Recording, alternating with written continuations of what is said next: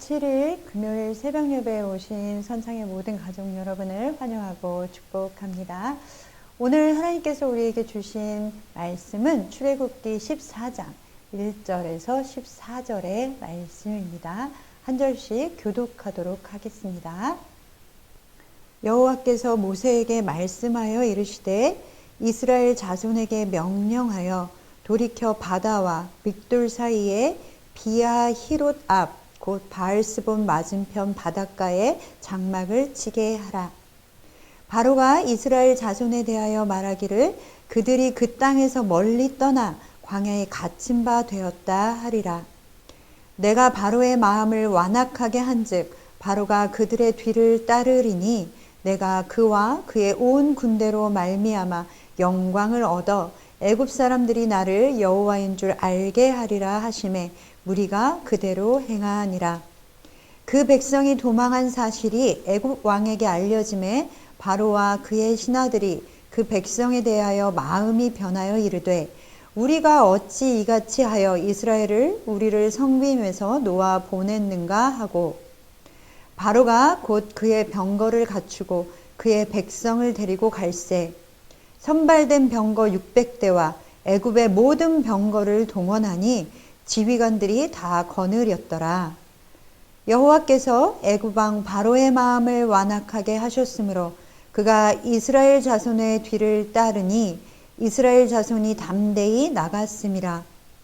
애굽 사람들과 바로의 말들, 병거들과 그 마병과 그 군대가 그들의 뒤를 따라 바알스본 맞은편 비아히롯 곁 해변 그들이 장막 친 데에 미치니라. 바로가 가까이 올 때에 이스라엘 자손이 눈을 들어 본즉 애굽 사람이 자기들 뒤에 이른지라. 이스라엘 자손이 심히 두려워하여 여호와께 부르짖고 그들이 또 모세에게 이르되 애굽에 매장지가 없어서 당신이 우리를 이끌어내어 이 광야에서 죽게 하느냐. 어찌하여 당신이 우리를 애굽에서 이끌어내어 우리에게 이같이 하느냐. 우리가 애굽에서 당신에게 이른 말이 이것이 아니냐. 이르기를 우리를 내버려 두라. 우리가 애굽 사람을 섬길 것이라 하지 아니하더냐. 애굽 사람을 섬기는 것이 광야에서 죽는 것보다 낫겠노라. 모세가 백성에게 이르되 너희는 두려워하지 말고 가만히 서서 여호와께서 오늘 너희를 위하여 행하시는 구원을 보라. 너희가 오늘 본 애굽 사람을 영원히 다시 보지 아니하리라. 여호와께서 너희를 위하여 싸우시리니 너희는 가만히 있을지니라. 아멘. 사랑하는 선창의 모든 성도 여러분, 오늘도 새벽에 하나님의 말씀 앞으로 나오신 여러분을 축복하고 사랑합니다. 우리는 인생을 살면서 아무런 문제 없이 평안하게 살기를 원합니다. 그러나 이렇게 돌아다 보면 우리의 삶에서 아무런 문제가 없는 순간보다 어떠한 사소한 문제부터 큰 문제까지 늘 어떤 일들이 벌어졌음을 우리는 깨닫게 됩니다. 광야도 마찬가지입니다. 광야는 끊임없이 문제가 부딪혀오는 장소입니다. 그렇기에 우리의 인생을 때로는 광야에 비유하기도 합니다. 인간이 기본적으로 살아가기 위해서는 많은 조건이 필요하지만 광야에서는 그런 기본적인 것조차 얻을 수 없는 곳이기도 합니다. 그러나 분명한 것은 하나님이 인도하시면 이런 광야의 삶, 광야의 길을 걸을 때에도 문제가 되지 않는다라는 것입니다. 그렇기에 우리 인생에 문제가 생겼을 때 우리는 하나님 앞으로 나아옵니다. 그러나 문제가 있을 때뿐만 아니라 우리는 하나님의 말씀 앞에 서 있지 않으면 그리고 하나님 앞에 기도하지 않으면 살아갈 수 없습니다. 그러나 하나님이 인도하시는 삶은 문제가 되지 않는다라는 것을 여러분 기억하십시오. 우리가 광야에서 사는 법을 깨닫듯이 우리의 삶에서도 하나님이 인도하시면 어떤 것도 문제가 되지 않는다라는 것을 깨닫게 될 때 우리의 삶은 달라질 수밖에 없습니다. 하나님께서는 이스라엘이 이 광야의 길을 갈 때 아주 섬세하게 가르쳐 주시고 인도하여 주셨습니다. 오늘 본문 2절에 보면 하나님께서는 모세에게 이스라엘 자손에게 명령하여 돌이켜 바다와 믹돌 사이의 비하히롯 앞, 곧 바알스본 맞은편 바닷가에 장막을 치게 하라 라고 말씀하셨습니다. 하나님께서는 이스라엘이 나아갈 길을 알려주시고 장막을 치고 머물 곳까지 자세하게 알려주셨습니다. 아니, 어디에 쳐야 하는지까지 꼭 집어서 아예 지정해 주셨습니다. 이스라엘 백성들은 하나님의 말씀을 듣고 그 말씀대로 바다와 믹돌 사이에 비하히롯 앞 바닷가에다가 장막을 쳤습니다. 이것은 하나님께서 이스라엘 사람들의 진행 방향을 홍해로 인도하신 것입니다. 왜냐하면 그 이유는 바로 이스라엘 백성들이 블레셋 땅으로 가는 것을 원하지 않으셨기 때문이었습니다. 그리고 또 한 가지의 이유는 바로가 이스라엘 백성들을 다시 애굽으로 잡아오려는 마음이 생기게 하기 위해서였습니다.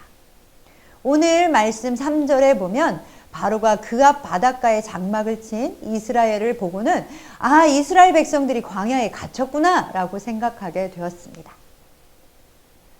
이로 인해 홍해는 곧 하나님의 권능을 온전히 드러내 보일 구원과 저주의 현장이 되어버렸습니다.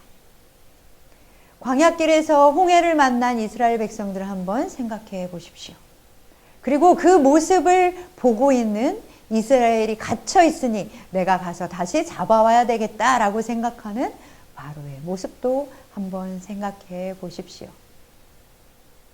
하나님께서는 그 현장의 한가운데에서 구원과 저주를 드러내 보이실 것입니다.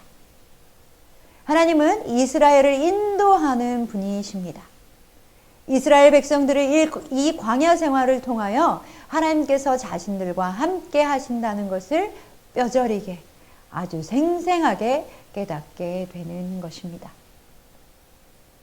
우리의 인생길에도 마찬가지입니다.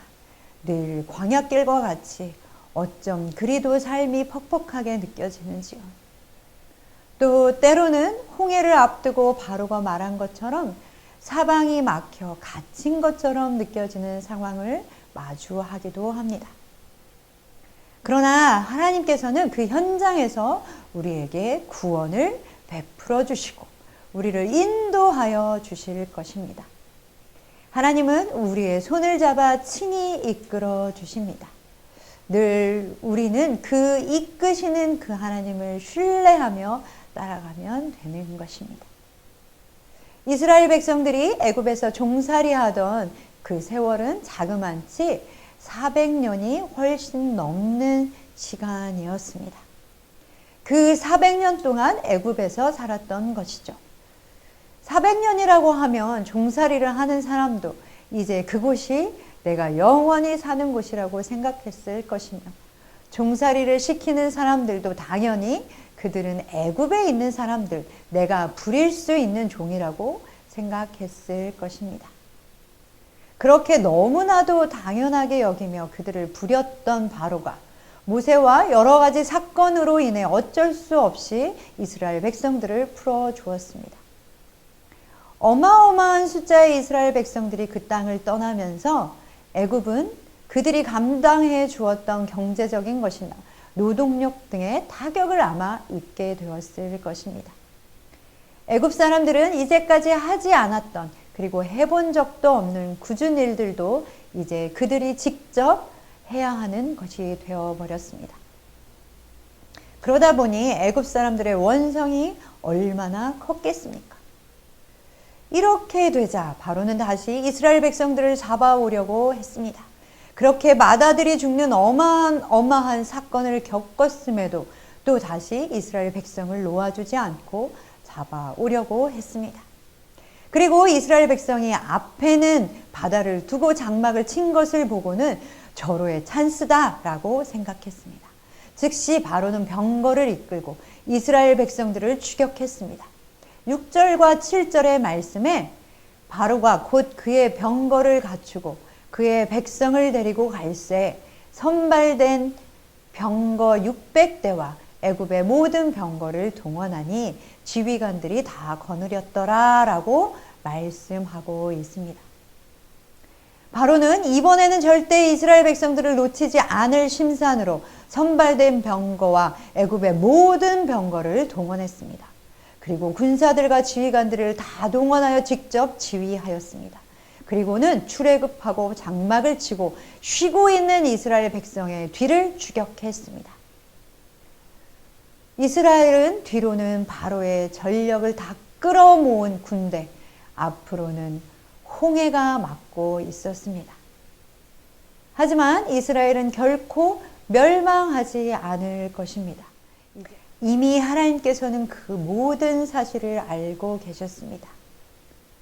인간의 계략과 정책에 의해 역사가 움직이는 것처럼 보이지만 또한 세상은 어떤 한 영웅과 같은 사람이 세상을 바꾸었다, 세기의 변화를 일으켰다라고 하지만 사실은 그 모든 것이 하나님의 손 위에 있는 것입니다. 그리고 하나님께서는 홍해 사건을 통하여 그것을 온 세상에 드러내어 보여주시고 선포하셨습니다. 사랑하는 선창의 모든 가족 여러분, 우리는 이 홍해 사건을 접할 때마다, 홍해 사건을 떠올릴 때마다, 그리고 때로는 우리가 홍해와 같은 문제를 당할 때마다 우리는 모든 것이 하나님의 손에 있음을 기억해야 할 것입니다. 그리고 하나님의 백성들은 결코 멸망하지 않으며 하나님께서 자신의 백성을 구원하심을 기억하시는 여러분 되시기를 소망합니다. 이스라엘 백성들은 출애굽 이후에 해방감으로 모두 기뻐하며 광야의 길을 걸어갔을 것입니다. 이때는 아이들을 이끌고 짐을 지고 많은 무리들을 끌고 가는 것도 하나도 힘들지 않았을 것입니다. 자신들의 앞날에 어떤 일이 생길지도 알지 못했습니다. 그러나 하나님께서는 바로의 그 모든 계획을 알고 계셨고, 그리고 그것을 아실 뿐만 아니라 앞으로의 일도 하나님께서는 책임지시고 계십니다. 바로가 이스라엘을 뒤쫓고 있지만 그것을 하나님께서 알고 계신다면 무엇이 문제가 되겠습니까? 더 이상 피할 곳이 없어도, 앞날이 깜깜하다 할지라도 하나님을 신뢰하며 믿음의 길을 걸어가면 승리하게 되어져 있습니다. 하나님은 우리 편이시기 때문에 그렇습니다. 이스라엘 백성들이 애굽 군대가 자신들을 쫓고 있음을 눈으로 보게 되자 이스라엘 백성들은 너무도 두려워했습니다. 그리고 하나님께 부르짖었습니다. 그러면서 모세를 비난했습니다. 아주 원색적인 말들로 모세를 비난했습니다. 아니, 무덤 팔 땅이 없어서 우리를 광야로 데리고 나왔느냐? 우리가 분명히 이야기하지 않았느냐? 우리를 건드리지 말라고 했지 않느냐? 차라리 나는 이렇게 죽느니 종으로 평생 살겠다라고 소리쳤습니다.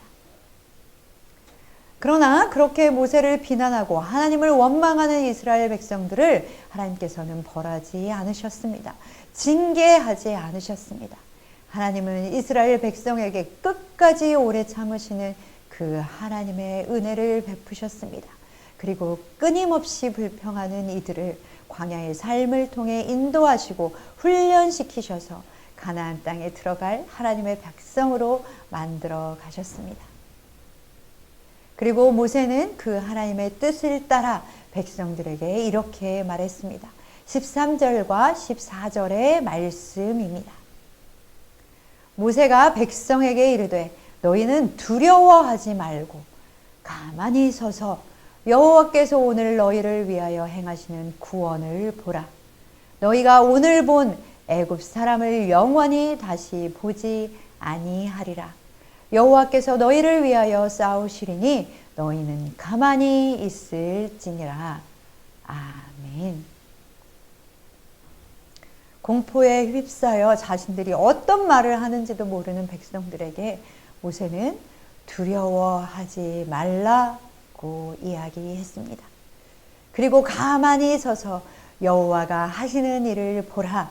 그 일이 바로 하나님의 구원이시다라고 말씀하고 있습니다. 싸우는 일은 우리가 하는 것이 아니라 하나님이 하신다라는 믿음의 고백을 하고 있는 것입니다. 어떤 문제 앞에서 우리는 아무 일도 하지 않는다라는 것은 이것이야말로 우리의 믿음의 행위인 것입니다. 여기서 가만히 있는다라는 것은 자포자기했기 때문에 가만히 있는 것이 아닙니다. 여기서 가만히 있는다라는 것은 내 스스로의 힘으로 해보겠다라는 시도를 내려놓고 하나님만을 전적으로 의지한다는 것입니다.